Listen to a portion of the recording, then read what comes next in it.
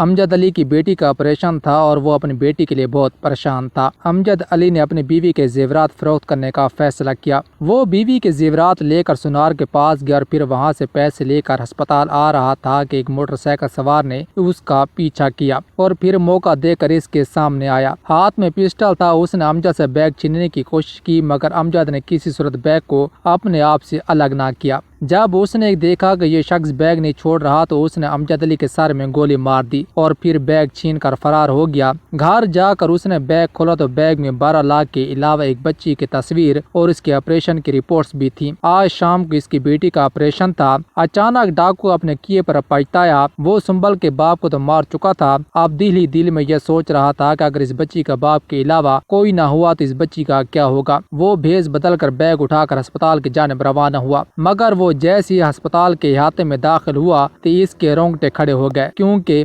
امجد علی ایک الیکٹریشین تھا۔ بجلی کے سامان کی ایک چھوٹی سی دکان تھی اور اس کے علاوہ گھر گھر میں جا کر بجلی کی انسٹالیشن وغیرہ بھی کیا کرتا تھا۔ ایک دن امجد علی اپنی دکان پر ہی بیٹھا تھا جب ایک بچہ بھاگتا ہوا اس کے پاس آیا۔ اس بچے نے امجد علی کو بتایا کہ آپ کی بیوی کی طبیعت خراب ہے، مجھے پڑوسن خالہ نے بھیجا ہے آپ کی طرف۔ امجد علی نے دکان اپنے شاگرد کے حوالے کی اور پھر بھاگتا ہوا گھر کی طرف آیا۔ اس کی بیوی کمل کی طبیعت خراب تھی۔ وہ بیوی کو لے کر ہسپتال کی طرف روانہ ہوا اور پھر اللہ تعالیٰ نے اسے بیٹی عطا کی۔ بیٹی کی پیدائش پر میاں بیوی دونوں کے تاثرات مختلف تھے۔ باپ تھا کہ خوشی سے پھولے نہیں سما رہا تھا اور اس کی خوشی اس کی آنکھوں سے محسوس ہو رہی تھی، جبکہ اس کی ماں کمل پریشان تھی۔ وہ پریشان کو نظروں سے اپنے شوہر کی طرف دیکھ رہی تھی۔ جب امجد اپنی بیوی کے پاس آیا اور اس کی خیریت دریافت کرنے لگا تب کمل نے اپنے شوہر کے سامنے ہاتھ جوڑ لیے۔ وہ بیوی کے اس عمل سے حیران اور اس سے پوچھنے لگا کہ کس چیز کی معافی مانگ رہی ہو۔ وہ کہنے لگی میری خواہش تھی کہ میری پہلی اولاد بیٹا ہو اور جو بڑا ہو کر آپ کا سہارا بنے، مگر قسمت میں شاید بچی ہی لکھی تھی۔ اس پر امجد علی نے اپنی بیوی کو ڈانٹ کر کہا کہ کیسی باتیں کر رہی ہو، کیا کبھی میں نے اس بات کا ذکر تمہارے سامنے کیا؟ میں اللہ کی رحمت پر بھلا کیوں تنگ دل ہوں گا؟ اللہ گواہ ہے کہ میں بیٹی کی پیدائش پر بہت زیادہ خوش ہوں اور تمہیں بھی یہ نصیحت کروں گا کہ اس طرح کی باتیں نہ کرو۔ خوشی کی اس موقع پر تم ناشکری کی باتیں کر رہی ہو۔ اس نے اپنی بیٹی کا نام سنبل رکھا اور سنبل اسے اپنی جان سے بھی زیادہ پیاری تھی۔ سنبل جب 6 برس کی ہوئی تو اس کے ایک اچھے پرائیویٹ اسکول میں داخل کروایا۔ کمل نے اس بات کی مخالفت کی کہ اسکول کی فیس بہت زیادہ ہے، ابھی تو سنبل بچی ہے لیکن آگے جا کر ہمارے لیے مسائل بڑھیں گے کیونکہ جیسے جیسے بچی کلاسز میں پروموٹ ہوگی اسی لحاظ سے اس کی فیسیں بھی بڑھیں گی۔ امجد علی نے مسکرا کر کہا کہ ابھی اس کا باپ زندہ ہے، میں اپنی بیٹی کو اس شہر کے سب سے اچھے اسکول میں پڑھانا چاہتا ہوں اور یہ میرا خواب تو جو پورا کرنے جا رہا ہوں۔ سنبل جب 5ویں جماعت میں پروموٹ ہوئی تو ایک دن کلاس میں اس کی طبیعت خراب ہوئی، اس کا سر چکرانے لگا اور وہ نیچے گر گئی، پھر اسے ہوش نہیں آ رہا تھا۔ ٹیچر بہت پریشان ہوئے اور انہوں نے سنبل کے گھر میں فون کیا۔ کمل نے فون اٹھایا تو انہوں نے بتایا کہ آپ کی بیٹی کی طبیعت اچانک خراب ہو گئی ہے، ہم اسے ہسپتال لے کر جا رہے ہیں، آپ فلاں ہسپتال میں پہنچ جائیں۔ کمل نے پریشانی کی حالت میں اپنے شوہر کو فون کیا کہ سنبل کی طبیعت خراب ہوئی ہے اور وہ فلاں ہسپتال میں ہے۔ امجد علی اس وقت اپنی دکان میں بیٹھا تھا۔ وہ بھاگا ہوا ہسپتال میں پہنچا جبکہ اس کی بیٹی ابھی تک بے ہوشی کی حالت میں تھی۔ پریشانی کی حالت میں وہ ڈاکٹر کے سامنے آیا تو ڈاکٹر نے کہا کہ آپ کی بیٹی فی الحال بے ہوش ہے مگر پریشانی کی بات نہیں، حالت خطرے سے باہر ہے۔ آپ کی بیٹی کے سر میں ایک ٹیومر ہے جو کہ ابھی بھی قابل علاج ہے لیکن اگر مزید دیر کی گئی تو شاید معاملہ ہمارے کنٹرول سے باہر تھا۔ آپ کی بیٹی کا آپریشن ہوگا اور آپ کو آپریشن کی آپ تیاری کرنی پڑے گی۔ امجد نے اپنی بیٹی کو دیکھا تو اس کا دل پگھل گیا۔ آپریشن تھیٹر میں اس کی بیٹی بے ہوشی کی حالت میں پڑی تھی جبکہ ڈاکٹر نے اسے کہا کہ جلدی سے 12 لاکھ کا بندوبست کرنا پڑے گا، آپریشن کی فیس کا بندوبست کریں تاکہ مزید دیر سے بچا جائے۔ امجد وہاں سے گھر آیا اور وہ جیسے گھر میں پہنچا تو بیوی رکشے پر سوار ہو کر ہسپتال کی طرف جا رہی تھی۔ اس نے اپنی بیوی کو واپس بلایا، وہ بیچاری رو رہی تھی، اپنے شوہر سے پوچھ رہی تھی کہ سنبل کیسی ہے۔ امجد نے اپنی بیوی سے کہا کہ سنبل ٹھیک ہے، میری بات غور سے سنو، ڈاکٹر نے سنبل کا آپریشن بتایا ہے، اس کے سر کا آپریشن ہوگا، چونکہ ہمارے پاس باقی کوئی وسائل نہیں لہٰذا تم اپنے زیورات دو، میں سونار سے اس کی معقول قیمت لگواؤں گا اور ہمارے پاس وقت بہت کم ہے۔ بیوی نے جلدی سے صندوق کھولا اور اس میں اس کی ماں کی نشانی سونے کے زیورات پڑے تھے۔ اس نے وہ زیورات ایک کپڑے میں لپیٹے اور اپنے شوہر کے حوالے کیے۔ امجد بیوی کے زیورات لے کر سونار کی دکان کی طرف روانہ ہوا۔ زیورات کی قیمت 12 لاکھ روپے پئی جو کہ آپریشن آپریشن کے لیے کافی تھی۔ اس نے وہ پیسے ایک بیگ میں ڈالے اور پھر پہلی ہی فرصت میں ہسپتال کی طرف روانہ ہوا۔ بس سے اتر کر وہ فٹ پاتھ پر بڑی تیزی کی طرف ہسپتال کی جانب بڑھ رہا تھا کہ موٹر سائیکل پر سوار ایک نوجوان نے اس کا راستہ روکا اور پسٹل دکھا کر کہا کہ یہ بیگ میرے حوالے کرو ورنہ گولی مار دوں گا۔ امجد نے اس سے کہا کہ میرے راستے سے ہٹ جاؤ، میں یہ کسی صورت تمہارے حوالے نہیں کر سکتا، جس پر وہ اپنی بائک سے نیچے اترا اور پھر بیگ چھیننے کی کوشش کی۔ امجد نے کافی مزاحمت دکھائی اور کسی صورت وہ اپنے آپ کو بیگ سے الگ نہیں کر رہا تھا، جس پر اس شخص نے امجد کے سر میں گولی مار دی اور پھر جلدی سے وہ بیگ لے کر وہاں سے فرار ہو گیا۔ گھر جا کر اس نے بیگ کھولی تو اس کی آنکھیں باہر آ گئیں۔ بیگ میں 12 لاکھ روپے تھے۔ پیسے دیکھ کر تو وہ کافی خوش ہوا، لیکن ان پیسوں کے علاوہ ایک بچی کی تصویر اور ایک میڈیکل رپورٹ بھی تھی جس پر آپریشن کی ڈیٹ لکھی ہوئی تھی۔ کمران کو اس بات کا پتہ چل چکا تھا کہ یہ بچی اس شخص کی ہی بیٹی ہے جس کو اس نے مارا ہے اور یہ پیسے وہ اپنی بیٹی کے آپریشن کے لیے لے جا رہا تھا۔ کمران ڈاکو نہیں تھا بلکہ یہ سب مجبوری کی حالت میں کر رہا تھا۔ اس کے بھائی کو کڈنیپ کیا گیا تھا اور اغوا کرنے والے نامعلوم مجرم اس سے 11 لاکھ کی ڈیمانڈ کر رہے تھے۔ کئی بار کمران کے دماغ میں یہ بات آئی کہ پولیس اسٹیشن چلے جانا چاہیے، پولیس والوں کو اس اغوا کے بارے میں بتانا چاہیے، لیکن وہ اپنے آپ کو روک لیتا کیونکہ ڈاکو نے سختی سے منع کیا تھا کہ اگر تو نے پولیس کو انفارم کیا تو پھر تمہارے بھائی کو مار دیا جائے گا۔ یہ معاملہ کمران کے لیے کافی گمبھیر بن چکا تھا۔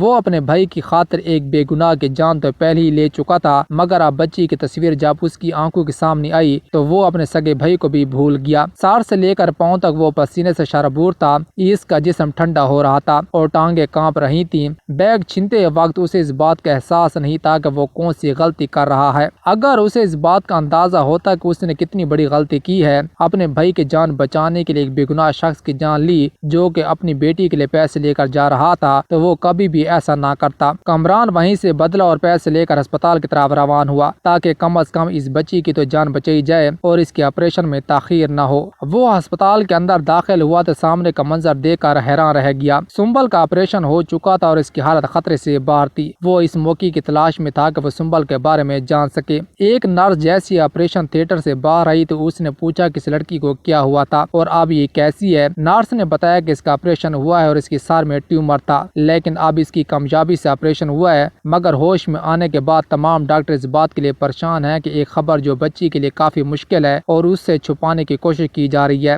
کمران نے نرس سے پوچھا کہ کون سی خبر۔ نرس نے بتایا کہ کسی ظالم شخص نے اس کے باپ کو مار ڈالا۔ وہ اپنی بیوی کے زیورات فروخت کر کے بچی کے آپریشن کے لیے پیسے لے کر ہسپتال کی طرف آ رہا تھا کہ راستے میں ایک ڈاکو نے اسے وہ پیسے چھین لیے اور اس کو مزاحمت کرنے پر مار ڈالا۔ اس کے باپ کی لاش بھی اسی ہسپتال میں پوسٹ مارٹم کے لیے آئی ہے۔ ڈاکٹروں نے حالات کو دیکھتے ہوئے مفت میں سنبل کا آپریشن کیا، مگر اب وہ پریشان ہے کہ یہ بات اس سے کس طرح چھپائی جائے کہ اس کا باپ اب اس دنیا میں نہیں ہے۔ ہم نے بچی کی ماں کو بھی یہ بات سمجھا دی ہے کہ ابھی سنبل کو باپ کے بارے میں کوئی خبر نہیں دینی، لیکن ہوش میں آتی ہی اس نے سب سے پہلے اپنے باپ کا نام لیا اور وہ بار بار اپنے باپ کو پکار رہی تھی۔ کمران نے جب یہ سنا تو اپنے آپ کو ملامت کرنے لگا۔ اس کے دل میں آیا کہ اسی پسٹل کی گولی سے اپنے آپ کو مار ڈالے، مگر اچانک اسے اپنے بھائی کی یاد آئی۔ جن لوگوں نے اس کے بھائی کو کڈنیپ کیا تھا وہ بار بار فون کر رہے تھے، مگر یہ ان کی کال نہیں اٹھا رہا تھا۔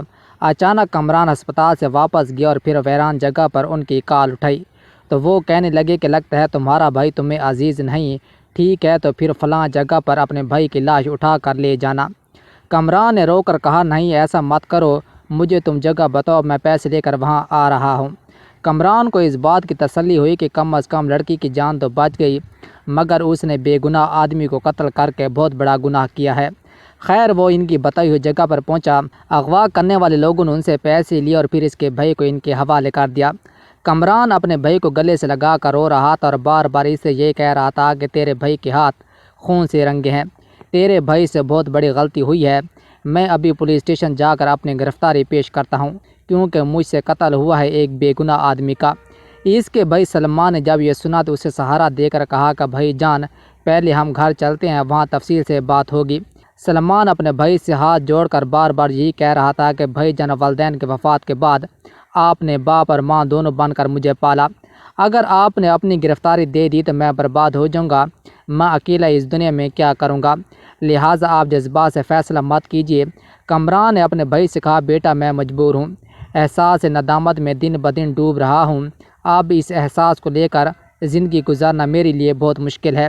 لیکن چھوٹا بھائی جو بار بار اپنے بڑے بھائی کے سامنے ہاتھ جوڑ کر یہ کہہ رہا تھا کہ اپنے اس فیصلے پر نظر ثانی فرمائیں اور ایسا مت کریں، چھوٹے بھائی کی محبت اس بار اس پر غالب آ گئی اور وہ جو اپنے آپ کو قانون کے حوالے کرنے والا تھا وہ اپنے اس فیصلے سے باز آیا۔ شروع میں وہ ڈپریشن میں چلا گیا اور اسے اس بات کی سمجھ نہیں آ رہی تھی کہ وہ کیا کرے۔ دن رات امجد کی تصویر اس کی آنکھوں کے سامنے آ جاتی۔ پھر سلمان کی ایک اچھی کمپنی میں جاب ہو گئی اور سلمان نے یہی سوچا کہ اگر بھائی جان ملک سے باہر چلے جائیں تو شاید وہ اس غم سے باہر آ جائیں اور وہ بھول جائیں جو حادثہ کچھ سال پہلے اس کے ساتھ پیش آیا تھا۔ سلمان کا ایک دوست دبئی میں جاب کرتا تھا، اس نے اپنے دوست کے ذریعے ہی اپنے بھائی کمران کو دبئی بھجوایا۔ کمران اس بات کے لیے بالکل راضی نہیں تھا، مگر سلمان کی ضد پر وہ دبئی چلا گیا۔ سلمان کی بہت بڑی خواہش تھی کہ اس کے بھائی کمران کی شادی ہو جائے، مگر وہ کسی صورت شادی نہیں کرنا چاہتا تھا۔ وہ ایک لڑکی کو پسند کرتا تھا، اس سے شادی کرنے کی خواہش بھی رکھتا تھا۔ یہ اس کی کزن یاسمین تھی جس سے وہ بہت زیادہ محبت کرتا تھا، مگر یاسمین کے والدین نے ایک امیر گھرانے کو دیکھتے ہوئے کمران سے اس کی منگنی ختم کر دی۔ کمران نے یاسمین سے رابطہ کرنے کی کوشش کی تھی اور اس کی مرضی جاننے کی کوشش کی، لیکن اسے کوئی موقع نہیں مل رہا تھا۔ یاسمین کے والدین نے کمران کا داخلہ اپنے گھر میں بند کیا ہوا تھا اور یاسمین کا فون مسلسل بند جا رہا تھا۔ پھر ایک شادی کی تقریب میں کمران کو موقع ملا یاسمین سے بات کرنے کا اور اس نے یاسمین سے پوچھا، کیا یہ رشتہ تمہاری رضامندی سے ختم ہوا یا تمہارے والدین نے تمہیں اس بات کے لیے مجبور کیا؟ جس پر یاسمین نے صاف الفاظ میں کمران سے یہ بات کہی کہ میں والدین کی مرضی کے بغیر کچھ بھی نہیں کر سکتی۔ اگر میرے والدین نے یہ رشتہ ختم کیا ہے تو میرے والدین نے کوئی سوچ سمجھ کر ہی کیا ہوگا۔ کمران نے جب یہ سنا تو کہا، اس کا مطلب یہ ہے کہ تمہاری رضامندی شامل ہے؟ جس پر وہ خاموش ہو گئی اور دبے الفاظ میں یہی کہا کہ جس گھر میں میرا رشتہ طے ہوا ہے وہ تمہارے گھر سے بہت زیادہ بہتر ہے۔ میرا ہونے والا شوہر ایک بزنس مین ہے اور معذرت کے ساتھ تمہارے پاس تو ایسا کچھ بھی نہیں تھا۔ کمران وہاں سے چپ چاپ واپس گیا اور پھر زندگی بھر شادی نہ کرنے کا فیصلہ کر لیا تھا۔ اس کا ایک ہی مقصد تھا، اپنی بھائی کی پرورش کرنا اور اسے بڑا آدمی بنانا، مگر پھر اس کے بھائی کے ساتھ یہ حادثہ پیش آیا۔ کالج کے گیٹ کے باہر ہی اسے اغوا کر لیا گیا تھا۔ وہ سلمان کو اپنی زندگی سمجھتا تھا اور سلمان کا بغیر زندہ نہیں رہ سکتا تھا۔ سلمان کی خاطر اس نے پسٹل لیا اور کسی طرح پیسوں کا بندوبست کرنے کی ٹھان لی، کیونکہ اس کے پاس تو پھوٹی کوڑی بھی نہیں تھی۔ اپنے بھائی کی خاطر اس سے یہ بہت بڑی غلطی ہوئی۔ اس کا بھائی تو آ چکا تھا لیکن ڈپریشن سے پھر بھی وہ باہر نہیں آ رہا تھا۔ وہ اپنے آپ کو قانون کے حوالے کرنا چاہتا تھا، لیکن چھوٹے بھائی نے اس کی منت کی کہ خدا را ایسا مت کرے۔ سلمان جس کمپنی میں جاب کرتا تھا اسی کمپنی میں سنبل کی بھی جاب ہوئی۔ بریک ٹائم میں سنبل سے اس کی بات ہوتی تھی اور دونوں ایک دوسرے کو پسند کرنے لگے۔ اس نے فون پر ہی اپنے بھائی کمران کو بتایا کہ کمپنی میں مجھے ایک لڑکی سے پیار ہو گیا ہے، وہ مجھے پسند ہے اور میں اس سے شادی کرنا چاہتا ہوں۔ کمران جو دکھوں میں گر چکا تھا یہ خبر سن کر کافی خوش ہوا۔ پہلے تو سلمان نے یہ ضد کی تھی کہ جب تک آپ شادی نہیں کریں گے میں شادی بالکل نہیں کروں گا۔ اصول بھی یہی ہے کہ پہلے بڑے بھائی کی شادی ہو، مگر جب سلمان کو اس بات کا یقین ہو گیا کہ کمران کسی صورت شادی کرنے والا نہیں، تب اس نے اپنے بڑے بھائی کو مجبور نہ کیا۔ ہاں البتہ اس نے بھائی سے یہ ضرور کہا کہ اب آپ دبئی سے واپس آ جائیں اور سنبا سے میرے رشتے کے بارے میں بات کریں۔ کمران دبئی سے واپس آیا تو ایئرپورٹ پر اس کے بھائی نے اس کا استقبال کیا۔ پھر کچھ دنوں بعد کمران اپنے چھوٹے بھائی سلمان کو لے کر گھر آیا۔ سنبل کی ماں کمل بہت زیادہ خوش تھی کہ اس کی بیٹی کی ایک اچھے اور سلجھے ہوئے لڑکے کے ساتھ شادی ہو رہی ہے، مگر وہ اس بات کے لیے بالکل ناواقف تھی کہ جس لڑکے سے سنبل کی شادی ہو رہی ہے اس کے بڑے بھائی نے اسے بیوہ بنایا تھا، اس سے اس کا سہاگ چھین لیا تھا۔ یہ ایک سادہ سی شادی تھی جس میں بڑے اور قریبی رشتہ دار اور دوستوں نے شرکت کی تھی۔ شادی کے بعد سنبل نے محسوس کیا کہ کمران ہر وقت اداس رہتا ہے، نہ وہ کسی سے بات کرتا ہے، بس خاموش رہتا ہے۔ اس نے سلمان سے بات کی کہ بھائی جان کے ساتھ کیا مسئلہ ہے؟ میں نے کئی دنوں سے نوٹ کیا ہے کہ بھائی جان بس اپنے کمرے میں رہتے ہیں، نہ کسی سے ملتے ہیں نہ بات کرتے ہیں۔ سلمان نے اپنے بیوی کو حقیقت نہ بتائی، بس اتنا بتایا کہ بھائی جان جس لڑکی سے محبت کرتے تھے اس نے بھائی جان کو دھوکہ دیا، اسی وجہ سے بھائی جان کافی غمگین اور یہی وجہ ہے کہ بھائی جان شادی نہیں کرتے۔ میرے بار بار کہنے کے باوجود بھائی جان نے شادی نہ کرنے کا فیصلہ کیا ہے اور اس سلسلے میں اپنے بڑے بھائی کو مجبور نہیں کر سکتا، کیونکہ رشتے ایسے نہیں ہوتے، یہ دلوں کے معاملات ہیں اور جب تک بھائی جان دل سے اس بات کے لیے رضامند نہیں ہوں گے وہ ہرگز کسی عورت کی زندگی برباد نہیں کر سکتے۔ سلمان نے سنبل سے یہ بات چھپانے کی بہت کوشش کی، مگر کسی کا قتل چھپایا نہیں چھپتا۔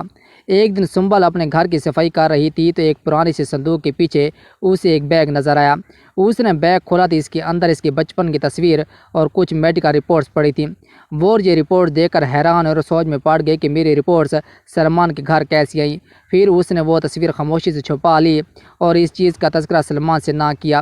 کچھ دن بعد وہ گھر گئی، اپنی ماں سے کہا کہ ماں جی، مجھے سلمان کے گھر سے یہ تصویر ملی ہے جو کہ میرے بچپن کی ہے، اور اس کے علاوہ یہ میڈیکل رپورٹس بھی ملی ہیں۔ سنبل کی ماں نے جب یہ رپورٹ دیکھی اور اس کی تصویر دیکھی تو اس کی آنکھوں کے سامنے اندھیرا چھانے لگا۔ ماں کی حالت خراب ہوئی تو اس نے اپنی ماں کو پانی پلایا اور پھر اس سے پوچھا کہ ماں کیا ہوا، مجھے حقیقت بتائیں۔ ماں نے اسے بتایا کہ بیٹا، جب 12 سال کی عمر میں تمہارا آپریشن تھا تو تمہارا باپ اسی بیگ میں پیسے لے کر ہسپتال جا رہا تھا کہ کسی نامعلوم شخص نے تمہارے باپ کو قتل کر دیا تھا۔ سنبل نے جب یہ سنا تو ششدر ہو گئی اور سوچنے لگی کہ میرا شوہر ہی میرے باپ کا قاتل ہے۔ اسے کوئی سمجھ نہیں آ رہی تھی کہ وہ کیا کرے۔ وہ اپنے باپ سے بے حد محبت کرتی تھی۔ وہ ایک صدمے میں چلی گئی تھی۔ سلمان سے شادی کے بعد وہ صدمے سے باہر آ چکی تھی، لیکن اب پھر اس کے زخم تازہ ہو چکے تھے۔ اس کے دل میں آیا کہ پولیس اسٹیشن جا کر یہ ثبوت پیش کیا جائیں اور اپنے شوہر کو گرفتار کروائے، مگر یہ ثبوت ناکافی تھے۔ 2 دن بعد سلمان اسے لینے آیا تو اس نے ساتھ جانے سے انکار کیا۔ سلمان حیران تھا کہ میری بیوی میرے ساتھ کیوں نہیں جا رہی، مگر اس نے اس خواہش کا اظہار کیا کہ ماں اکیلی رہتی ہے، لہٰذا میں کچھ دن مزید ماں کے ساتھ رہنا چاہتی ہوں۔ 1 ہفتے بعد وہ دوبارہ سنبل کو لینے آیا تو اس بار اپنی ماں کی خواہش پر عمل کرتے ہوئے وہ سلمان کے ساتھ چلی گئی، مگر وہ نہ سلمان سے بولتی تھی نہ ہی کوئی بات کرتی تھی۔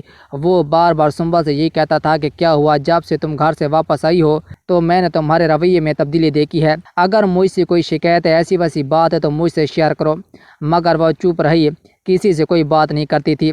یہ بات سلمان کے لیے ناقابل برداشت تھی۔ اگر وہ سنبل پر چیختا تھا، چلاتا تھا، اس سے پوچھتا تھا کہ تم میں کیا ہوا ہے، تمہارے رویے میں یہ تبدیلی کیوں آئی ہے۔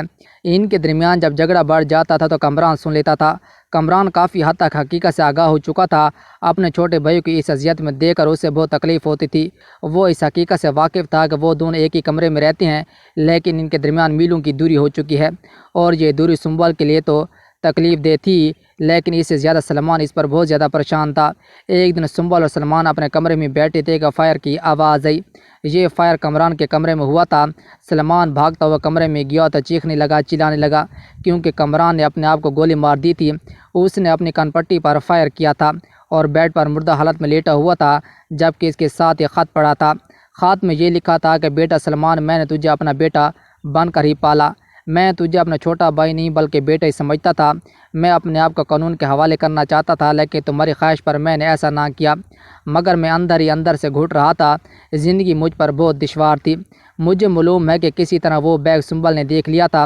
وہ تجھے اپنے باپ کا قاتل سمجھتی ہے، جبکہ حقیقت میں تو اس کے باپ کا قاتل میں ہی ہوں۔ میں تم دونوں کا مجرم ہوں اور یہ جرم لے کر میں نہیں جی سکتا۔ میں اپنے آپ کو ختم کرنے کا فیصلہ کر چکا ہوں اور سنبل سے معافی مانگتا ہوں کہ اپنے چھوٹے بھائی کو بچانے کے لیے میں نے یہ سب کچھ کیا تھا، ہو سکے تو مجھے معاف کر دینا۔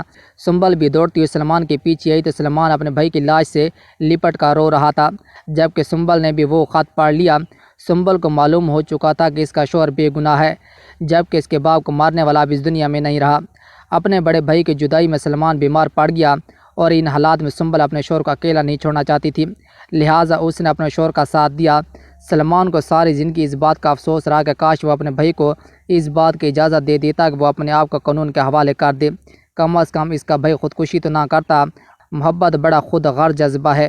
ایک باپ اپنی بیٹی کی محبت میں بیوی کے زیورات فروخت کر کے ہسپتال بھاگ رہا تھا تو ایک بھائی نے اپنے بھائی کی محبت میں ہی بے گناہ شخص کی جان لے لی۔ اوکے دوستوں، امید ہے آپ کو یہ ویڈیو اچھی لگی۔ اگر اچھی لگی تو چینل کو سبسکرائب کریں، بیل کا لازمی دبائیں تاکہ ہر آنے والی ویڈیو کی نوٹیفیکیشن آپ تک پہنچ سکے۔ خدا حافظ۔